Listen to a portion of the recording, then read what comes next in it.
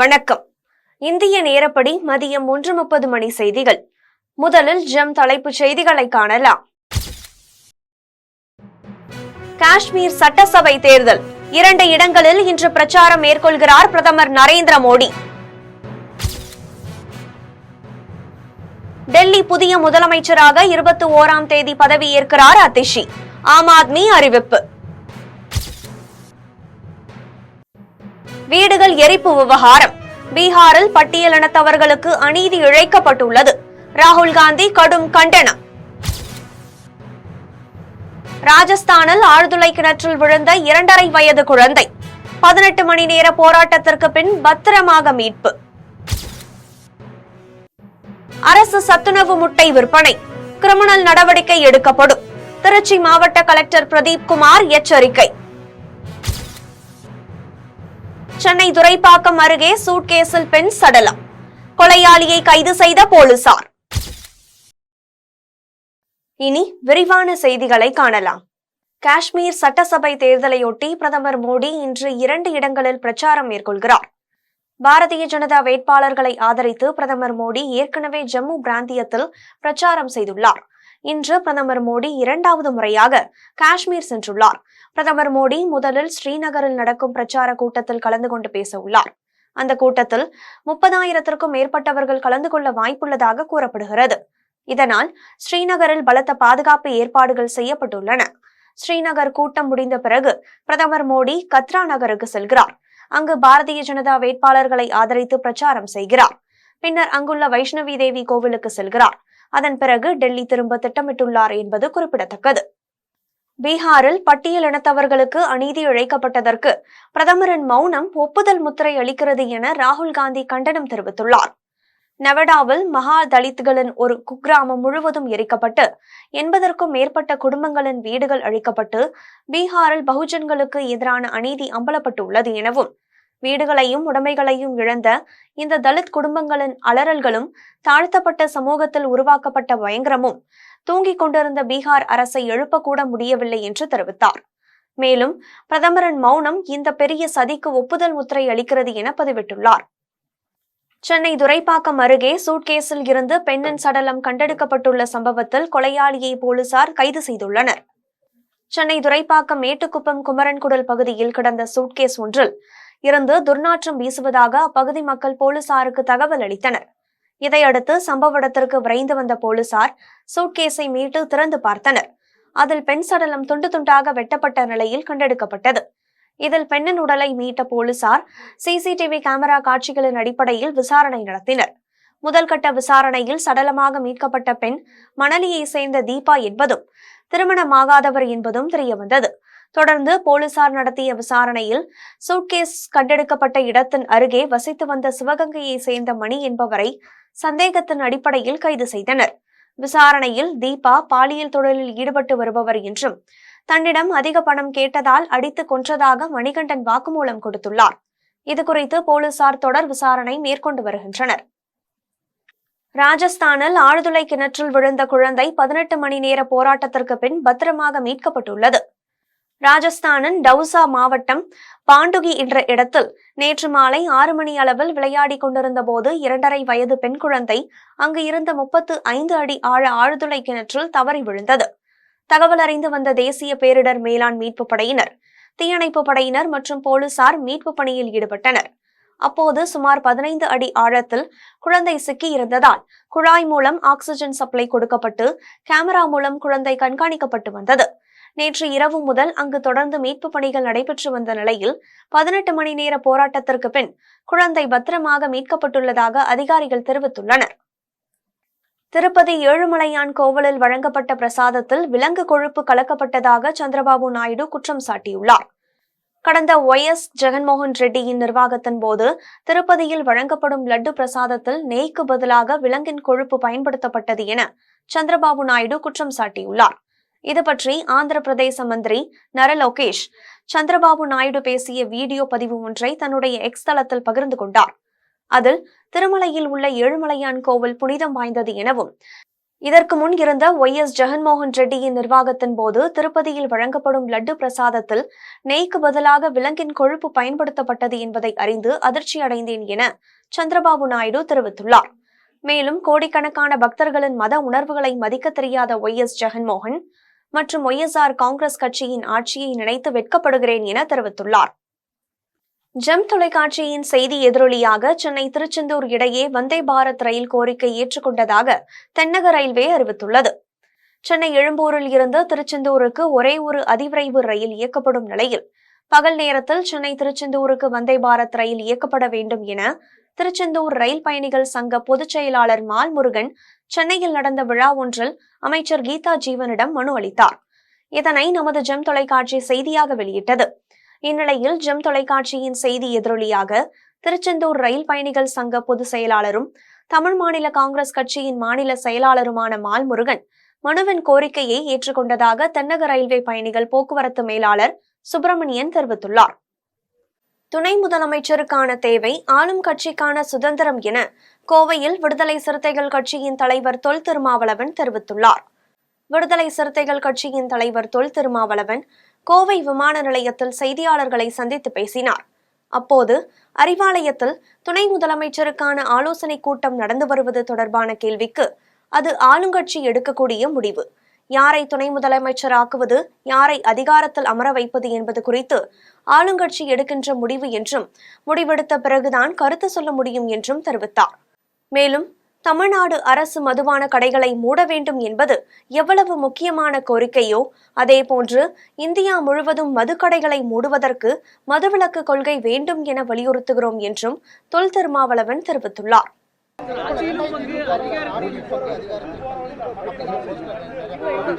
அது குறித்து நான் ஏற்கனவே போதிய விளக்கம் சொல்லிவிட்டேன். திரும்ப அந்த கேள்வி கேட்க வேண்டாம்.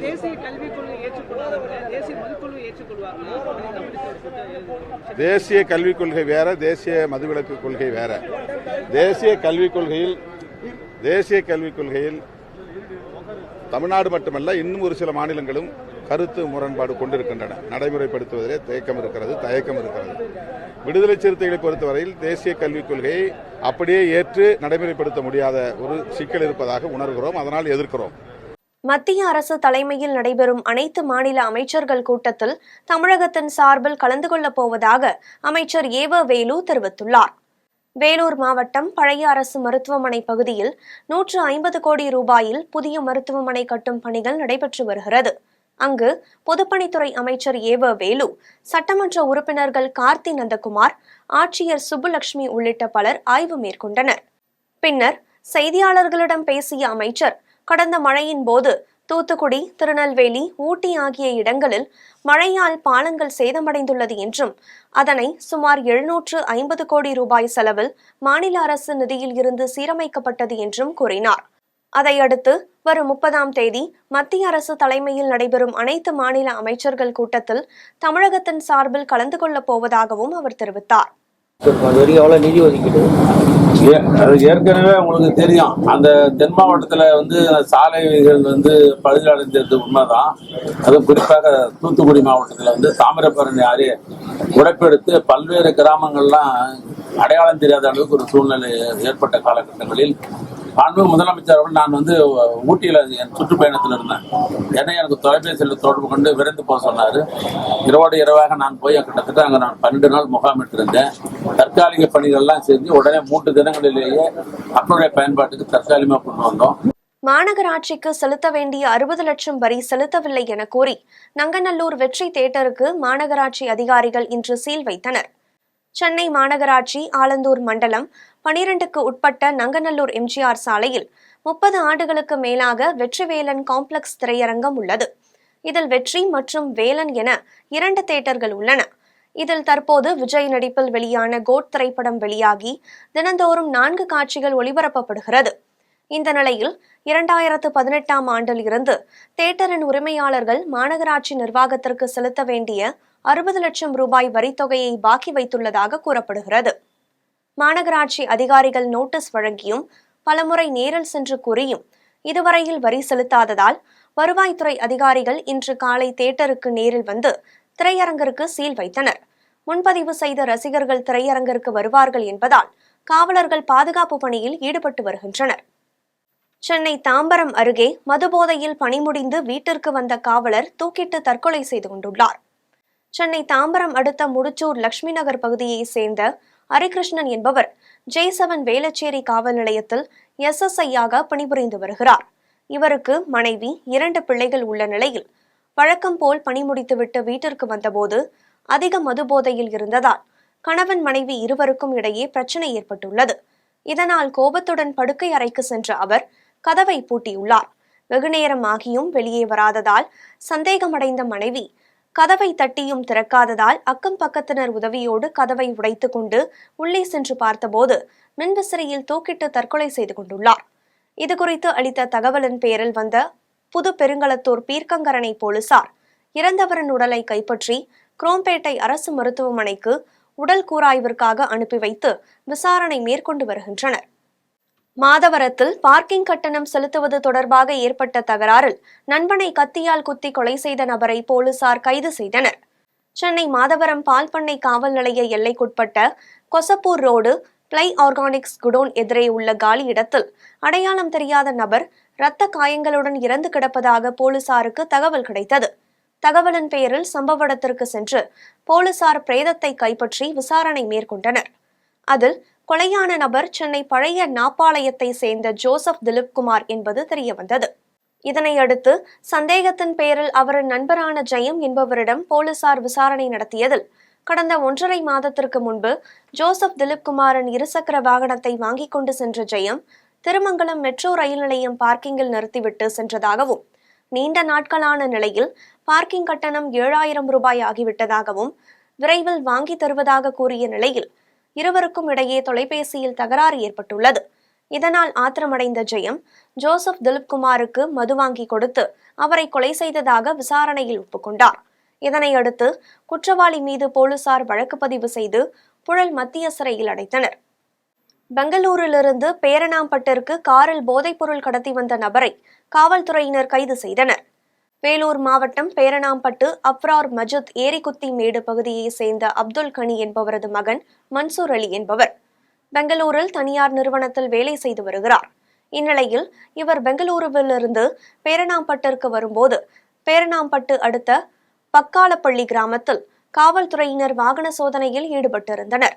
அப்போது அந்த வழியாக வந்த மன்சூர் அலியின் காரை தடுத்து நிறுத்தி சோதனை செய்ததில் அதில் கிறிஸ்டல் மெட்டதெட்டமைன் போதைப் பொருள் கடத்தியது தெரியவந்தது. இதனையடுத்து மன்சூர் அலி என்பவரை பேரணாம்பட்டு காவல்துறையினர் போதைப் பொருள் கடத்தி வந்ததாக வழக்கு பதிவு செய்து கைது செய்து விசாரணை மேற்கொண்டனர். அடுத்த முறை கண்டிப்பாக ஒலிம்பிக்கில் தங்கப்பதக்கம் வெல்வேன் என தமிழக வீரர் மாரியப்பன் தெரிவித்துள்ளார். சென்னை வானகரத்தில் உள்ள தனியார் பள்ளியில் ஸ்போர்ட்ஸ் டே கொண்டாடப்பட்டது. இதில் பாரா ஒலிம்பிக்கில் இந்தியா சார்பில் வெண்கலம் மற்றும் வெள்ளிப் பதக்கங்கள் வென்ற ஷீதல் தேவி மற்றும் தமிழகத்தை சேர்ந்த மாரியப்பன் ஆகியோர் இளம் விளையாட்டு வீரர்களை ஒலிம்பிக் போட்டிக்கு தயார் செய்யும் வகையில் ஒப்பந்தம் செய்யப்பட்டது. இந்த விழாவில் 500க்கும் மேற்பட்ட பள்ளி மாணவர்கள் பங்கேற்று ஒலிம்பிக் பதக்க வீரர்களை உற்சாகமாக வரவேற்றனர். நிகழ்ச்சியின் போது ஷீதல் மாணவர்கள் முன்னிலையில் அம்பு எய்தி அசத்தினார். பின்னர் செய்தியாளர்களிடம் பேசிய மாரியப்பன், ஒலிம்பிக் போட்டிக்கு செல்வதற்கு முந்தைய நாள் எனக்கு காய்ச்சல் வந்துவிட்டது என்றும் அடுத்த முறை கண்டிப்பாக ஒலிம்பிக்கில் தங்கப்பதக்கம் வெல்வேன் என்றும் கூறினார். மேலும் இளம் தலைமுறையினர் தோற்றுவிட்டால் அதை எண்ணி கவலைப்படும் நேரத்தில் அவர்கள் செய்த தவறுகளை சரி செய்து கொண்டால் நிச்சயம் வெற்றி பெறலாம் என கூறினார். பாரிஸ் போகிறதுக்கு முன்னாடி பார்த்தீங்கன்னா ட்ரைனிங் நல்லா தான் பண்ணிட்டு ட்ரைனிங் நல்லா கோச் சத்யநாராயண் அண்டரில் வந்து ட்ரைனிங் நல்லா பண்ணிட்டு போயிருந்தேன். 3 days பிஃபோர் பார்த்தீங்கன்னா நான் ஆல்ரெடி 195 ட்ரைனிங்கில் பண்ணிட்டேன். நல்ல ஜம்ப் இருக்குது. ஆனால் காம்படிஷன் போகிறதுக்கு முன்னாடி ஒரு நாள் முன்னாடி வந்து எனக்கு ஃபீவர் வந்துருச்சு. அப்புறம் பார்த்தீங்கன்னா காம்படிஷன் அன்னைக்கு வந்து எனக்கு கிளைமேட்டும் செட் ஆகலை. அதனால் பார்த்தீங்கன்னா என்னால் கோல்டு அடிக்க முடியல. ஆனால் ரொம்ப வருத்தமாக இருக்குது. ஏன்னா நான் பண்ண ஜம்ப்பு ட்ரைனிங்கில் பண்ண ஜம்ப்பு கூட என்னால் பண்ண முடியலன்னு. ஆனால் கண்டிப்பாக நெக்ஸ்ட் டைம் வந்து கோல்டு அடிச்சுட்டு சொல்லி எனக்கு நம்பிக்கையோடு இருக்கிறேன். கண்டிப்பாக நான் அடிச்சுட்டு வருவேன். ஏன்னா என் கூட சத்யநாராயண் வச்சுருக்காரு. கண்டிப்பாக அடிச்சுட்டு வருவேன். நெக்ஸ்ட் என்ன மாதிரி கேம் கவனிக்க போறீங்க? அதுக்கு எப்படி நீங்கள் ப்ரிப்பேர் ஆகிட்டு வரீங்க? பார்த்தீங்கன்னா next world championship, Asian games, அதுக்கப்புறம் ஒலிம்பிக்ஸ் வருது. அதுக்கு ட்ரைனிங் வந்து இப்போ வந்து ஷெடியூல் போட்டுட்டு இருக்கோம். எந்த மாதிரி ட்ரைனிங் பண்ணணும்னு. உத்தரமேரூர் அருகே உள்ள ஏரியின் ஆக்கிரமிப்புகளை அகற்றக் கோரி அப்பகுதி விவசாயிகள் கோரிக்கை விடுத்துள்ளனர். காஞ்சிபுரம் மாவட்டம் உத்திரமேரூர் அருகே உள்ள நாஞ்சிபுரம் கிராமத்தின் ஏரி பாசன கால்வாய்களை அதே பகுதியை சேர்ந்த சம்பத் என்கிற தனிநபர் ஆக்கிரமிப்பு செய்துள்ளதாக கூறப்படுகிறது. இதனால் ஆக்கிரமிப்புகள் மற்றும் அனுமதியின்றி ஆங்காங்கே ஏற்படுத்தப்பட்டுள்ள தடுப்புகளை அகற்றக் கோரி அப்பகுதி விவசாயிகள் உத்திரமேரூர் வட்டாட்சியர் மற்றும் பொதுப்பணித்துறையிடம் புகார் அளித்தனர். ஆனால் அரசு அதிகாரிகள் இதுகுறித்து நடவடிக்கை எடுக்கவில்லை என கூறி உத்திரமேரூரில் நடைபெற்ற மக்களுடன் முதல்வர் முகாமில் சட்டமன்ற உறுப்பினர் சுந்தரிடம் மனு அளித்தனர். இதுகுறித்து உடனே நடவடிக்கை எடுக்குமாறு சுந்தர் பரிந்துரை கடிதம் கொடுத்தும் இதுவரை எந்த ஒரு நடவடிக்கையும் எடுக்கவில்லை என அப்பகுதி மக்கள் வேதனை தெரிவிக்கின்றனர்.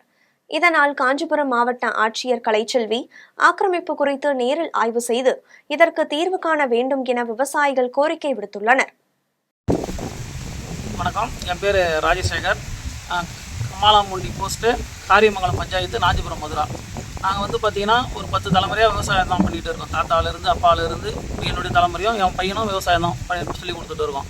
தொடர்ந்து விவசாயம் பண்ணிக்கிட்டு இருக்கோம். ஏரியை நம்பி தான் எங்களுடைய விவசாய நிலம் எல்லாமே இருக்குது. இந்த ஏரி நிலத்தை விவசாயத்தை பார்க்கும்போது ஏரி கால்வாயை இப்போ சமீபத்தில் தனிப்பட்ட நபர் ஒருத்தர் ஆக்கிரமிப்பு பண்ணி அவருடைய நிலமாக ஆகிட்டார். இது சம்மந்தமாக மாவட்ட ஆட்சியர், கிராம அலுவலர், தாலுகா ஆஃபீஸு எல்லா இடத்துலையும் மனு கொடுத்துட்டேன். மனு கொடுத்து மனு வாங்குறாங்க, திருப்பி அங்கேருந்து லெட்டரும் கொடுக்குறாங்க நடவடிக்கை எடுக்கிறேன்னு சொல்லிட்டு. ஆனால் இது வரைக்கும் எந்த நடவடிக்கையும் எடுக்கலை. சமீபத்தில் மக்களுடன் முதல்வர் அப்படின்ற ஒரு அமைப்பு உத்திரமேரூரில் நடந்தது. அதுலேயும் போயிட்டு மனு கொடுக்கும்போது நம்மளுடைய எம்எல்ஏ அவர்களும் பார்த்தாங்க, குறைய கேட்டார். அவரோடு பார்த்து நான் நடவடிக்கை எடுக்கிறேன்னு சொல்லிட்டு இதில் அக்னாலஜி பண்ணி கொடுத்தாரு. ஆனால் இது வரைக்கும் இதை எடுத்துகிட்டு போயிட்டு மாவட்ட ஆட்சியர்கிட்டையும் கொடுத்துட்டேன், தாசில்தார்கிட்டையும் கொடுத்துட்டேன். வேலூரில் தந்தை பெரியார் அரசு பொறியியல் கல்லூரியில் கல்லூரி சந்தையை மாவட்ட ஆட்சியர் சுப்புலட்சுமி துவங்கி வைத்தார். வேலூர் மாவட்டம் தொரப்பாடியில் உள்ள தந்தை பெரியார் அரசு பொறியியல் கல்லூரியில் மகளிர் மேம்பாடு மற்றும் ஊரக நகர்ப்புற வாழ்வாதார இயக்கத்தின் சார்பில் கல்லூரி சந்தை அமைக்கப்பட்டிருந்தது. இதனை வேலூர் மாவட்ட ஆட்சியர் சுப்புலட்சுமி திறந்து வைத்தார். இதில் மகளிர் சுய உதவிக்குழு பெண்கள் தயாரித்த ஆடைகள், கைவினைப் பொருட்கள், மசாலாக்கள், உணவுப் பொருட்கள், இயற்கை உணவுகள் உள்ளிட்டவைகள் காட்சிப்படுத்தப்பட்டிருந்தது. இதனை கல்லூரி மாணவ மாணவிகளும் பொதுமக்களும் பார்வையிட்டு ஆர்வமுடன் வாங்கிச் சென்றனர். கோவை பாரதியார் பல்கலைக்கழகத்தில் உயர்கல்வி பயிலும் மாணவர்களின் புத்தாக்க கண்டுபிடிப்புகளுக்கான இறுதி சுற்று நிகழ்ச்சி நடைபெற்றது. தொழில் முனைவோர் மேம்பாடு மற்றும் புத்தாக்க நிறுவனத்தின் சார்பில் உயர்கல்வி பயிலும் மாணவர்களின் புத்தாக்க கண்டுபிடிப்புகளுக்கான இறுதி சுற்று நிகழ்ச்சி கோயம்புத்தூர் மாவட்டத்தில் உள்ள பாரதியார் பல்கலைக்கழகத்தில் நடைபெற்றது. நிகழ்ச்சியில் பங்கேற்றவர்களை பாரதியார் பல்கலைக்கழகத்தின் மைய ஒருங்கிணைப்பாளர் வரவேற்றார். துணைவேந்தர் குழுவின் உறுப்பினர் லவ்லி நாலிட்டில் ஃப்ளவர் கலந்து கொண்டு துவக்க உரையாற்றினார். நிகழ்ச்சியில் தொழில் முனைவோர் மேம்பாடு மற்றும் புத்தாக்க நிறுவனத்தின் இயக்குனர் ஆர் அம்பலவாணன் சிறப்பு விருந்தினராக கலந்து கொண்டு தலைமை உரையாற்றினார். EDII நிறுவனத்தின் மாநில திட்ட மேலாளர் சண்முகராஜ் கருத்துரை வழங்கினார். நிகழ்ச்சியில் 2 நாட்கள் நடைபெறும் இறுதிப் போட்டியில் சென்னை, சேலம் மற்றும் கோயம்புத்தூர் மண்டலங்களை சார்ந்த 29 அணிகள் 18ஆம் தேதியும், சிவகங்கை, திருநெல்வேலி மற்றும் திருச்சி அணிகள் 19ஆம் தேதியும் கலந்து கொள்வார்கள் என்றும் தெரிவிக்கப்பட்டது. நிகழ்ச்சியின் இறுதியில் EDII நிறுவனத்தின் மாவட்ட ஒருங்கிணைப்பாளர் சரண்யா நன்றி தெரிவித்தார். திருமயம் லெனின் நகரில் உள்ள குடியிருப்பு வீடுகளை இடிக்க எதிர்ப்பு தெரிவித்து அப்பகுதி மக்கள் போராட்டத்தில் ஈடுபட்டனர். புதுக்கோட்டை மாவட்டம் திருமயம் லெனின் நகரில் சாதாரண விவசாய கூலி தொழிலாளர்களான மக்கள் கடந்த 50 ஆண்டுகளாக குடியிருந்த இடத்தை நீர்நிலை புறம்போக்கு என காரணம் காட்டி நீதிமன்றம் தலையிட்டு அந்த வீடுகளை அப்புறப்படுத்த சொன்னதாக பொதுப்பணித்துறை அதிகாரிகள் ஒரு நோட்டீஸ் கொடுத்து குடியிருப்பு வீடுகளை இடிக்க நடவடிக்கை எடுத்து வருகின்றனர். இந்நிலையில் வீடுகளை இடிப்பதற்கு எதிர்ப்பு தெரிவித்து லெனின் நகரில் வசித்து வரும் மக்கள் போராட்டத்தில் ஈடுபட்டனர். அப்போது வருவாய் கோட்டாட்சியர் பொதுமக்களிடம் பேச்சுவார்த்தையில் ஈடுபட்டார். பேச்சுவார்த்தைக்கு பின்னர் கந்தர்வக்கோட்டை சட்டமன்ற உறுப்பினர் சின்னத்துரை செய்தியாளர்களை சந்தித்து பேசினார். அப்போது தமிழக முதலமைச்சர் மு.க. ஸ்டாலின் ஏழை மக்களின் வீடுகளை இடிக்கக்கூடாது, அவர்களுக்கு பட்டா கொடுக்க வேண்டும் என்று அரசாணை 35 தெளிவாக வெளியிட்டிருக்கிறார் என்றும், இந்நிலையில் நீதிமன்றம் நீர்நிலைகளை பாதுகாக்கப்பட வேண்டும் என்ற உத்தரவை அதிகாரிகள் தவறாக பயன்படுத்துகிறார்கள் என்பது எங்களது குற்றச்சாட்டு என்றும், நீர்நிலைகளை பாதுகாக்க ஒதுக்கப்படும் பணத்தை முறையாக செலவு செய்யவில்லை என்றும் கந்தர்வக்கோட்டை சட்டமன்ற உறுப்பினர் சின்னதுரை குற்றம் சாட்டினார். புதுக்கோட்டை மாவட்டம் திருமயம் தாலுகா திருமயம் லெனின் நகர் சாதாரண ஏழை எளிய மக்கள், விவசாய கூலி தொழிலாளிகள் ஒரு 50 ஆண்டுகளாக குடியிருந்த இடத்தை நீர்நிலை புறம்போக்கில் குடியிருப்பதாக காரணம் தெரிவித்து நீதிமன்றம் தலையிட்டு அந்த குடிசைகளை எல்லாம் அப்புறப்படுத்த சொன்னதாக பிடபிள்யூடி அதிகாரிகள் தெரிவித்ததற்கு பிறகு ஒரு நோட்டீஸ் கொடுத்து நடவடிக்கை எடுக்க அவர்கள் முயற்சித்தார்கள். மாவட்ட ஆட்சியரை சந்தித்து நாங்கள் அதனுடைய நியாயத்தை விளக்கி சொல்லியிருக்கிறோம். அதற்கு பிறகும் இன்றைக்கு அத்துமீறி இவர்கள் குடிசை பகுதி வீடுகளை இடிப்பதற்கு வருவாய்த்துறை, காவல்துறை, பொதுப்பணித்துறை அதிகாரிகள் முழுவதும் வருகை தந்து ஒரு பெரிய பதட்டத்தை திருமயத்தில் ஏற்படுத்தியிருக்கிறார்கள் என்பதை நான் கவலையோடு தெரிவித்துள்ளேன். வேலூரில் மருந்து கடை உரிமையாளர்கள் போதைப் பொருட்கள் ஒழிப்பிற்கு முழு ஒத்துழைப்பு அளிக்க வேண்டும் என்று வேலூர் மாவட்ட ஆட்சியர் சுப்புலட்சுமி தெரிவித்துள்ளார். வேலூரில் தனியார் திருமண மண்டபத்தில் மருந்து கட்டுப்பாட்டு துறையின் சார்பில் மருந்து கடை வணிகர்களுக்கான போதைப் பொருட்கள் தடுப்பு குறித்த விழிப்புணர்வு கூட்டம் மாவட்ட ஆட்சியர் சுப்புலட்சுமி தலைமையில் நடைபெற்றது. கூட்டத்தில் 800க்கும் மேற்பட்ட மருந்து கடையின் உரிமையாளர்களும் காவல் துணை கண்காணிப்பாளர்களும் திருநாவுக்கரசு, பாஸ்கர் உள்ளிட்டோர் பங்கேற்றனர். கூட்டத்தில் பங்கேற்ற மாவட்ட ஆட்சியர் சுப்புலட்சுமி பேசினார். அப்போது வேலூரில் மருந்து கடை உரிமையாளர்கள் போதைப் பொருட்கள் ஒழிப்பிற்கு முழு ஒத்துழைப்பு அளிக்க வேண்டும் எனவும், மருந்து விற்பனை கடைகள் மாத்திரைகள் மற்றும் டானிக் போன்றவற்றையும் போதை நிறந்தவைகளையும் மருத்துவரின் பரிந்துரை இல்லாமல் யாருக்கும் அளிக்கக்கூடாது என்றும், பல்வேறு வகையான காய்ச்சல்கள் மாவட்டத்தில் பரவி வருவதால் காய்ச்சல் என வருபவர்களுக்கு மருந்து மாத்திரைகளை வழங்கக்கூடாது என்றும் மாவட்ட ஆட்சியர் சுப்புலட்சுமி தெரிவித்தார். தபால் ஊழியர் சுமதி தற்கொலைக்கு காரணமான உதவி ஆய்வாளரை கைது செய்ய வேண்டும் என வலியுறுத்தி குடியாத்தம் தலைமை அஞ்சலக ஊழியர்கள் கண்டன ஆர்ப்பாட்டத்தில் ஈடுபட்டனர். மதுரை திருப்பரங்குன்றம் அஞ்சலக அலுவலகத்தில் தபால் ஊழியராக சுமதி என்பவர் பணியாற்றி வந்தார். அங்கு உதவி ஆய்வாளராக உள்ள தீபராஜன் என்பவர் சுமதிக்கு தொடர்ந்து பணிச்சுமை கொடுத்து வந்ததாக கூறப்படுகிறது. இதனால் மனமுடைந்த ஊழியர் சுமதி தனது வீட்டில் தற்கொலை செய்து கொண்டதாக கூறப்படுகிறது. அப்போது தற்கொலை செய்து கொண்ட சுமதியிடம் கைப்பற்றப்பட்ட கடிதத்தில் தனது தற்கொலைக்கு அஞ்சலக உதவி ஆய்வாளர் தீபராஜன் என குறிப்பிடப்பட்டிருந்தது.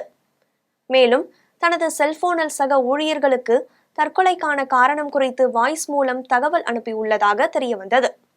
இதனைத் தொடர்ந்து சம்பந்தப்பட்ட அஞ்சலக உதவி ஆய்வாளரை பணி நீக்கம் செய்ய வேண்டும், காவல்துறை அவரை கைது செய்ய வேண்டும் என வலியுறுத்தி குடியாத்தம் தலைமை அஞ்சலக ஊழியர்கள் சார்பில் கண்டன ஆர்ப்பாட்டம் நடைபெற்றது.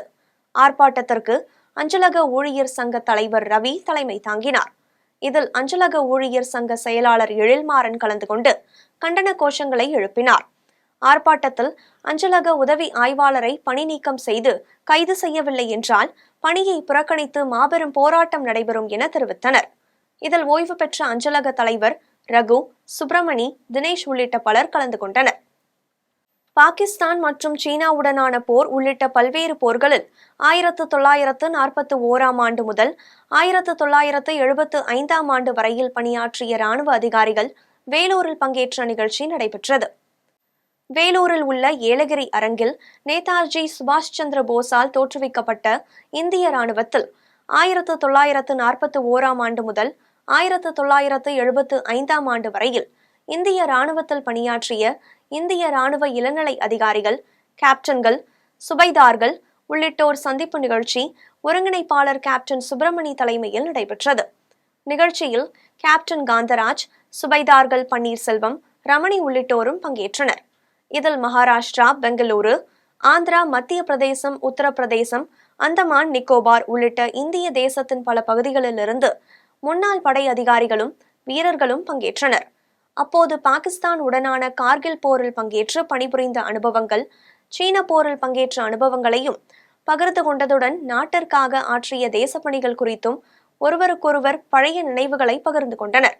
நிகழ்ச்சியில் நாடு முழுவதிலுமிருந்து 400க்கும் மேற்பட்ட முன்னாள் படை வீரர்கள் கலந்து கொண்டனர். தமிழகத்தின் பல்வேறு பகுதிகளில் நடைபெற்ற நிகழ்வுகளை தற்போது சிறிய தொகுப்புகளாக காணலாம். திருக்கழுக்குன்றம் பேரூராட்சிக்குட்பட்ட பகுதிகளில் செங்கல்பட்டு மாவட்ட ஆட்சியர் அருண்ராஜ் உங்கள் ஊரில் உங்களை தேடி திட்டத்தின் கீழ் ஆய்வு மேற்கொண்டார். அப்பொழுது திருக்கழுக்குன்றம் அரசு மருத்துவமனையை ஆய்வு செய்தபோது அங்கு போதிய மருத்துவமனை பணியாளர்கள் இல்லாமல் பொதுமக்கள் திண்டாடி வருவதாக மாவட்ட ஆட்சியர் முன்னிலையில் முன்னாள் திமுக எம்எல்ஏ தமிழ்மணி மாவட்ட மருத்துவ இணை இயக்குநரிடம் சரமாரியாக கேள்வி எழுப்பி வாக்குவாதத்தில் ஈடுபட்டார். பின்னர் மாவட்ட ஆட்சியர் அருண்ராஜ் மருத்துவமனையில் காலியாக உள்ள பணிகளுக்கான பணியாளர்களை நியமனம் செய்ய வலியுறுத்தி மருத்துவம் மற்றும் மக்கள் நல்வாழ்வுத்துறை செயலாளருக்கு உடனடியாக கடிதம் அனுப்பும்படி உத்தரவிட்டார். இதனால் அப்பகுதியில் சிறிது நேரம் பரபரப்பு ஏற்பட்டது. காஞ்சிபுரம் மாவட்டம் ராஜகுளம் பகுதியில் பூந்தமல்லியில் இருந்து காஞ்சிபுரம் நோக்கி சென்ற அரசு பேருந்து சாலையின் நடுவே நிறுத்தி வைக்கப்பட்டிருந்த காற்றாலையின் இறக்கை மீது மோதி விபத்திற்குள்ளானது. இதில் சிட்டியம்பாக்கம் பகுதியை சேர்ந்த வாசு என்பவருக்கு கால்முறிவு ஏற்பட்டது. நல்வாய்ப்பாக பேருந்தில் பயணித்த 50க்கும் மேற்பட்ட பயணிகள் லேசான காயங்களுடன் உயிர் தப்பினர். இதனால் சிறிது நேரம் அப்பகுதியில் போக்குவரத்து பாதிக்கப்பட்டது. தேனி மாவட்டம் சின்னமனூர் நகராட்சியில் சுமார் 10 லட்சம் ரூபாய் மதிப்பீட்டில் கட்டப்பட்ட பொது கழிப்பிடம் 8 ஆண்டுகளுக்கு மேலாக பூட்டி கிடப்பதால் அப்பகுதி மக்கள் திறந்த வெளியில் மலம் கழிக்கும் அவல நிலை ஏற்பட்டுள்ளது. இதனை கருத்தில் கொண்டு தேனி மாவட்ட நிர்வாகம் மற்றும் சின்னமனூர் நகராட்சி நிர்வாகம் உடனடியாக கட்டிடத்தை சீரமைத்து பொதுமக்கள் பயன்பாட்டிற்கு கொண்டுவர வேண்டும் என அப்பகுதி மக்கள் கோரிக்கை விடுத்துள்ளனர். கடலூர் மாவட்டம் வேப்பூர் அடரி ஊராட்சியில் உள்ள அரசு மேல்நிலைப் பள்ளியில் சுமார் 400க்கும் மேற்பட்ட மாணவ மாணவிகள் படித்து வருகின்றனர். அங்கு போதிய வடிகால் வசதி இல்லாததால் மழைநீர் வெளியேற வழியின்றி குளம் போல் தேங்குவதால் மாணவர்கள் கடும் அவதியடைந்து வந்தனர். இதுகுறித்து கோரிக்கை வைத்தும் அதிகாரிகள் நடவடிக்கை எடுக்காததால் சமூக ஆர்வலர் முரளிகிருஷ்ணன் என்பவர் தனது சொந்த நிதியில் 2 லட்சம் ரூபாயில் கிராவல் மண் வாங்கி பள்ளி வளாகத்தில் மழைநீர் தேங்காதவாறு கொட்டி சமப்படுத்தி கொடுத்துள்ளார். இந்நிலையில் அரசாங்கம் செய்து கொள்ளும் என நினைக்காமல் தானாக முன்வந்து உதவிய முரளிகிருஷ்ணனுக்கு அனைவரும் பாராட்டு தெரிவித்து வருகின்றனர். கடலூர் மாவட்டம் விருதாச்சலம் மற்றும் அதனை சுற்றுவட்டார பகுதியில் மாவட்ட ஆட்சியர் சிபி ஆதித்யா பழங்குடியினர் மக்களை நேரில் சந்தித்து இலவச பட்டாமனை வழங்கினார். இதனைத் தொடர்ந்து அப்பகுதி மக்கள் மாவட்ட ஆட்சியருக்கு நன்றி செலுத்தி பொன்னாடை போற்றி கௌரவித்தனர். திருவள்ளூர் மாவட்டம் காட்டூரில் கடந்த ஆண்டு பெய்த மழையின் போது ஆரணி ஆற்றின் கரை உடைந்து விவசாய நிலங்கள் பெரிதும் பாதிக்கப்பட்டது. இந்நிலையில் பாதிக்கப்பட்ட பயிர்களுக்கு காப்பீடு தொகை வழங்க கோரி பலமுறை புகார் அளித்தும் எவ்வித நடவடிக்கையும் எடுக்கப்படாததால் விவசாயிகள் திடீரென சாலை மறியலில் ஈடுபட்டனர். இதுகுறித்து தகவல் அறிந்து வந்த போலீசார் பேச்சுவார்த்தை நடத்தியதில் சாலை மறியல் கைவிடப்பட்டது. திருவாரூர் மாவட்டம் கோட்டூர் ஒன்றியத்தில் கடந்த ஆண்டு பெய்த மழையால் பாதிக்கப்பட்ட பயிர்களுக்கு இழப்பீடு வழங்க வேண்டும் உள்ளிட்ட கோரிக்கைகளை வலியுறுத்தி தமிழ்நாடு விவசாய சங்கத்தினர் வேளாண்மை உதவி இயக்குநர் அலுவலகம் முன்பு கண்டன முழக்கம் எழுப்பி முற்றுகை போராட்டத்தில் ஈடுபட்டனர். இதுகுறித்து தகவல் அறிந்து வந்த போலீசார் பேச்சுவார்த்தை நடத்தியதில் தற்காலிகமாக போராட்டம் கைவிடப்பட்டது. புதுச்சேரியில் அதிமுக தலைமை அலுவலகத்தில் செய்தியாளர்களை சந்தித்து பேசிய மாநில செயலாளர் அன்பழகன் பந்த் அறிவித்த காங்கிரஸ் தலைவர்கள், திமுக எம்எல்ஏக்கள் மற்றும் இந்தியா கூட்டணியின் கட்சி தலைவர்கள் மீது புதிய குற்றவியல் சட்டத்தின் கீழ் வழக்கு பதிவு செய்ய வேண்டும் என்று கூறினார். இன்று நடைபெற்றுக் கொண்டிருக்கும் இந்த பந்த் போராட்டத்து முன்னெச்சரிக்கை நடவடிக்கையாக நேற்றைய தினம் இந்தியா கூட்டணியைச் சேர்ந்த எந்த ஒரு தலைவரும் கைது செய்யப்படவில்லை. இதனால்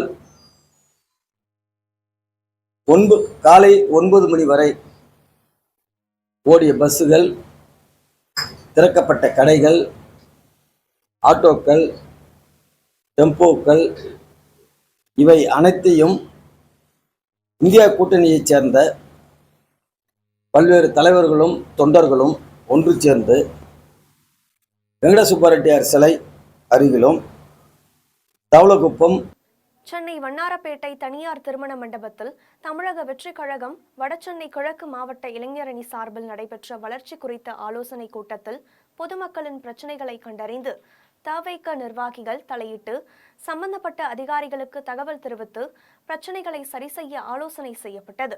இதில் மகளிர் அணியினர் மற்றும் தமிழக வெற்றிக் கழக நிர்வாகிகள் உள்ளிட்டோர் கலந்து கொண்டனர். கள்ளக்குறிச்சி மாவட்டம் உளுந்தூர்பேட்டை நகராட்சி பகுதியில் நடைபெற்ற தூய்மை சேவை விழிப்புணர்வு பேரணியை நகரமன்ற தலைவர் திருநாவுக்கரசு துவங்கி வைத்தார்.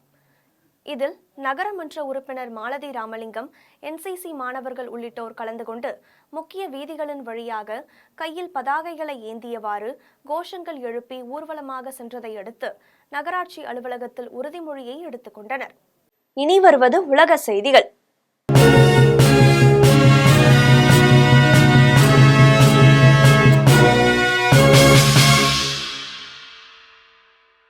லெபனான் நாட்டில் நடந்த வாக்கி டாக்கி வெடிவிபத்தில் இதுவரை 32 பேர் பலியானதாக தகவல்கள் வெளியாகியுள்ளன. காசா போர் தொடங்கிய பின்னர் பாதுகாப்பு காரணங்களுக்காக ஹிஸ்புல்லா அமைப்பினர் செல்போன் பயன்படுத்துவதை தவிர்த்து பேஜர் மற்றும் வாக்கி டாக்கி கருவிகளை பயன்படுத்தி வந்தனர். இந்நிலையில் அவர்கள் பயன்படுத்தி வந்த பேஜர் கருவிகள் வெடித்ததில் 9 பேர் உயிரிழந்ததை தொடர்ந்து லெபனான் தலைநகர் பெய்ரூட் மற்றும் தெற்கு பகுதியின் பல்வேறு இடங்களில் ஹிஸ்புல்லா அமைப்பினர் பயன்படுத்தி வந்த வாக்கி டாக்கி கருவிகளும் வெடித்து சிதறியது. இந்த தாக்குதலில் இதுவரை 32 பேர் உயிரிழந்துள்ளதாகவும் 3250க்கும் மேற்பட்டோர் படுகாயமடைந்துள்ளதாகவும் தகவல்கள் வெளியாகியுள்ளன. கடந்த 2 நாட்களில் நடைபெற்ற தாக்குதலை தொடர்ந்து உலக நாடுகள் மத்தியில் அச்சம் நிலவுகிறது. இனி வருவது தங்கம், வெள்ளி விலை மற்றும் பங்குச்சந்தை நிலவரம்.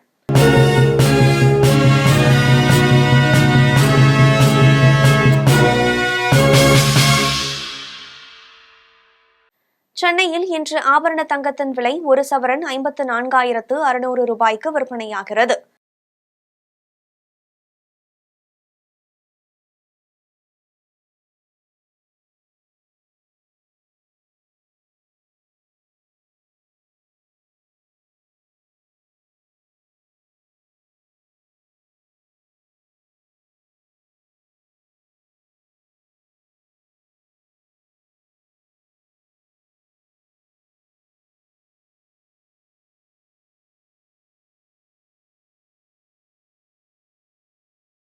மும்பை பங்குச்சந்தை இன்று உயர்வுடன் காணப்படுகிறது. மும்பை பங்குச்சந்தை குறியீட்டு எண் சென்செக்ஸ் 502 புள்ளிகள் அதிகரித்து 83,451 புள்ளிகளில் வணிகமாகிறது. தேசிய பங்குச்சந்தை குறியீட்டு எண் நிப்டி 124 புள்ளிகள் அதிகரித்து 25,501 புள்ளிகளில் வணிகமாகிறது. மீண்டும் தலைப்புச் செய்திகள்.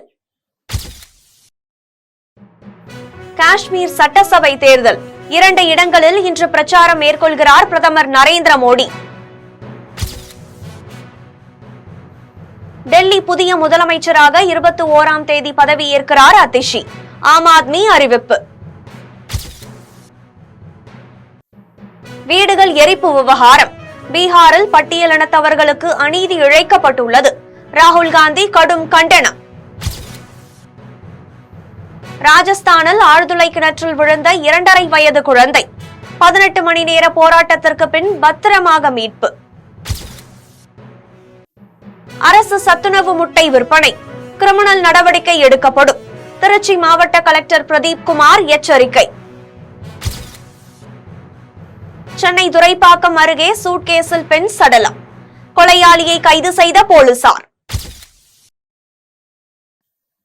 இத்துடன் ஜெம் செய்திகள் நிறைவடைகின்றன. மீண்டும் ஜெம் செய்திகள் இரவு 8:30 மணிக்கு. உடனுக்குடன் செய்திகளை காண ஜெம் live.tv என்ற இணையதளத்தில் இணைந்திருங்கள். நன்றி, வணக்கம்.